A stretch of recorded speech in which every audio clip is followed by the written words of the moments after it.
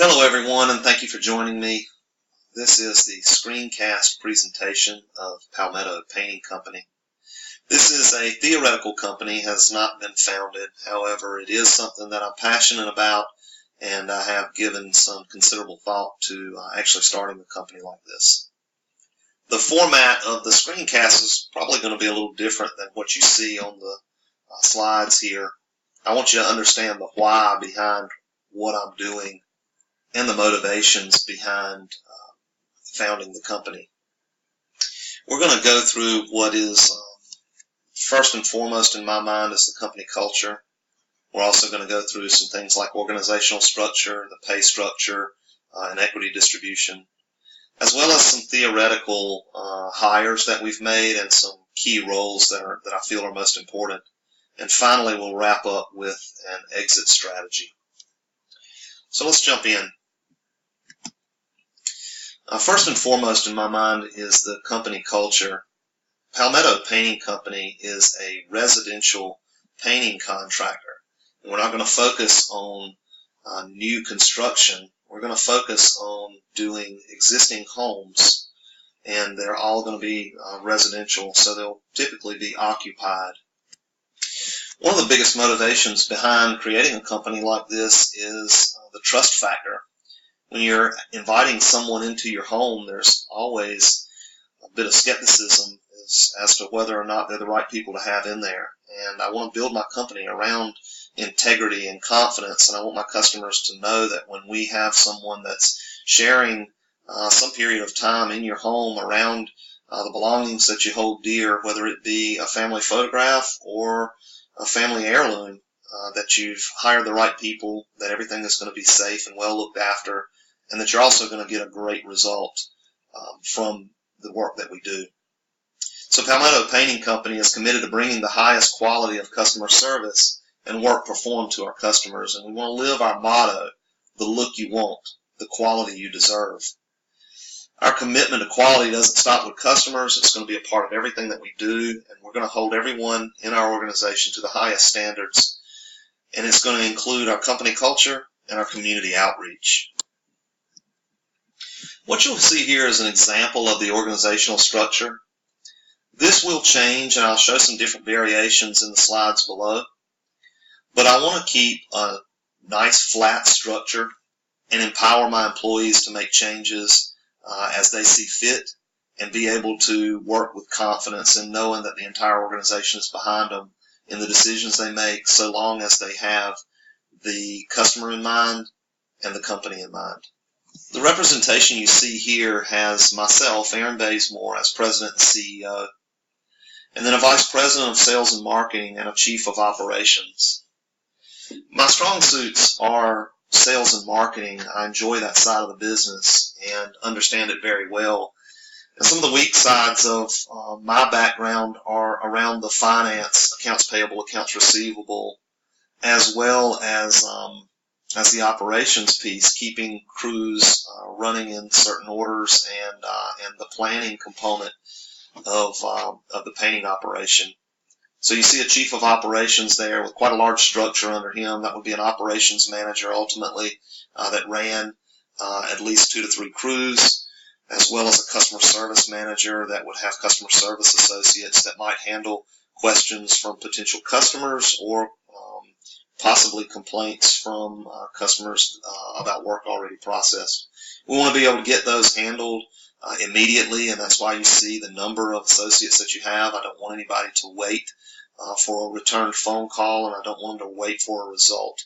I want them to be able to be empowered to make decisions, to get crews out, and I want them to have a nice flat structure where they can tap the right person on the shoulder and get a job done so that our customers are ultimately satisfied.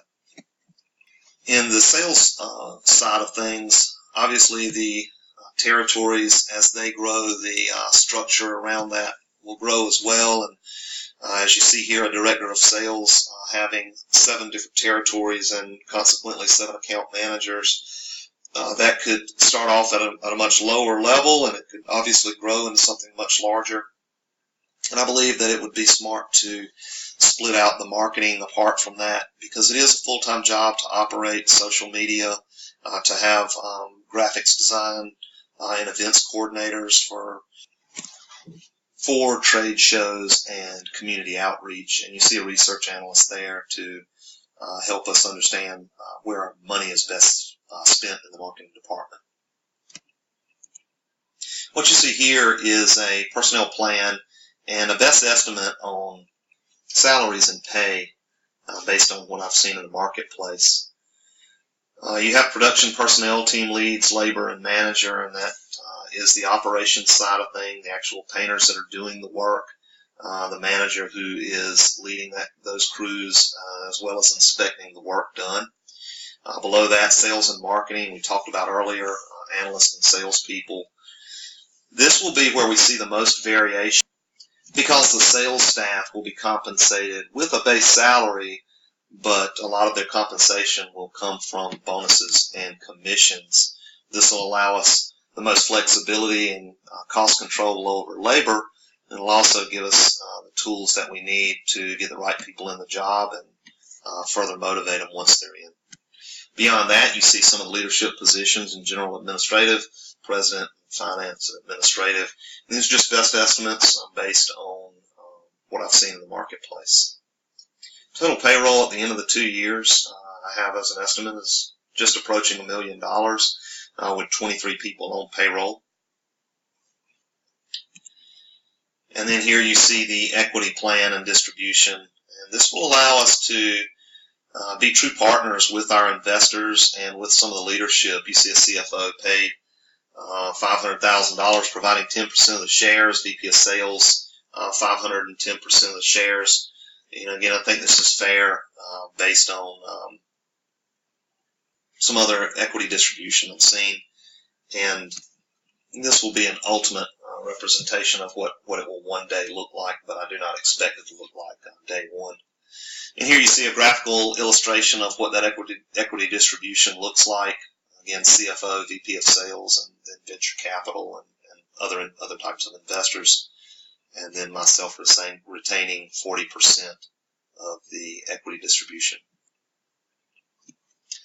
Some of the critical roles that we have, obviously the president. I have some experience in leadership. I have experience in painting.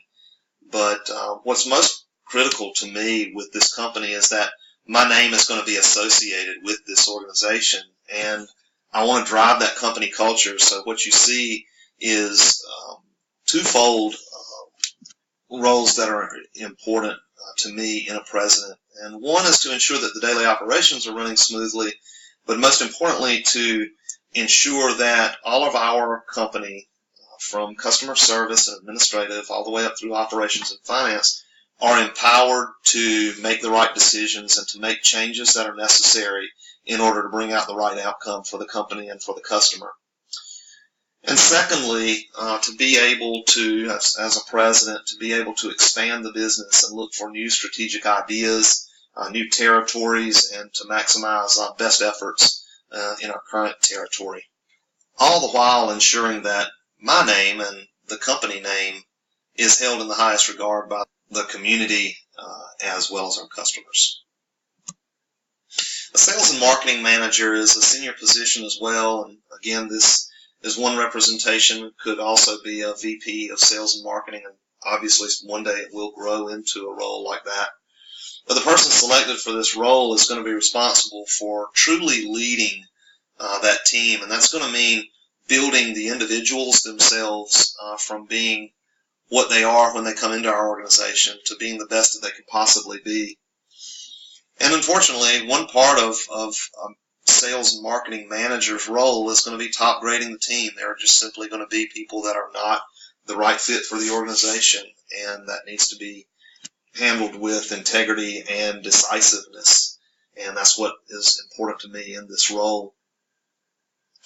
It's not as critical that this person have experience in the painting business or painting field. I would prefer them to have great experience around leadership and mentoring others, and have a good sales background and sales history. In the production manager's role, this one would require painting business experience. They need to be able to understand the time that it's going to take to do certain jobs, what changes customers often make, and how that impacts our business, and be able to inspect what they expect from our crews that are actually out in the field. And this is a role that's obviously going to require direct customer contact, so this person's going to have the right demeanor as well, be able to communicate with the customers in layperson's terms, and do it in a way that customers are going to be satisfied with. These are some leadership selections that are hypothetical, of course, other than this one. This slide talks a little bit about my background. I do have some leadership experience and some experience in residential painting. However, most of my career has been spent in sales and operations. At the bottom you see $2.5 million in annual sales. These are obviously going to be some of the goals that we have as an organization moving forward. Bill Tanner that you see here is a hypothetical candidate that we found. Been in sales for 14 years, has some experience in painting, but really his real experience has caught my eye is what he's been able to do with sales teams and being able to grow not only the individuals that are on those sales teams, but of course the territory that he's working in as well. Attitude is everything with this individual, and I would venture to guess that this is probably going to be the most critical position that we have, if not the second most critical position. This person needs to be able to identify talent and be able to take individuals that are C and D players and move them up into a B and A role. And the way you do that is through motivation, and it's got to be the right type of motivation. It's a very special skill set to be able to nurture that type of sales team and to be able to take them into new areas, new territories, and of course making them successful and the company successful along the way. COO or CFO or some sort of a combination. I got lucky here with Eugene Tenenbaum, who of course has 26 years of experience and is experienced in residential and commercial painting as well. I love this candidate. Fills these gaps perfectly that I need. He's got great operational background and he's experienced in residential and commercial painting business. And he's got great sales experience as well. What I need most is someone with a great finance background, and he has a master's in finance from UNC. An individual like this would truly be critical for our organization, and he would absolutely help me sidestep some of the landmines that are in business and some of the common mistakes that are made with regards to finance and operations. That brings me finally to the exit strategy. For me, this is one of the most difficult things to talk about because I don't know that I want to be out of this business. I don't want to found this company in order to sell it. I have a bigger desire and a bigger passion around founding a company and watching it grow. One of the most exciting things about my career in sales has been going through the ups and downs and the economic cycles. And when I have been going through the lows, it of course feels very low, and the highs feel very high. And that's something that has been very exciting for me. And I know that it will be exciting and of course very stressful when I own my own business as well. But the exit strategy ultimately would come. I would hope to be able to make a great deal of money over the course of several years and be able to exit and pass this along. Hopefully a group of individuals that were as passionate about performance and about the customer as I am. And what you see here in this hypothetical is that after achieving $25 million in annual sales and a large 4 to 5 state region, that we've achieved these great growth goals, and that by 2030 I'll be completely removed from the business, and it is headed up by a board of directors and other leaders that have equity, and I would still retain some perpetuity, and survivorship rights could be passed on to my children if that were possible. Thank you so much. I'd appreciate any feedback that you guys had. You can leave that on the discussion board or at the comments below. And thank you again for watching this screencast of Palmetto Painting Company.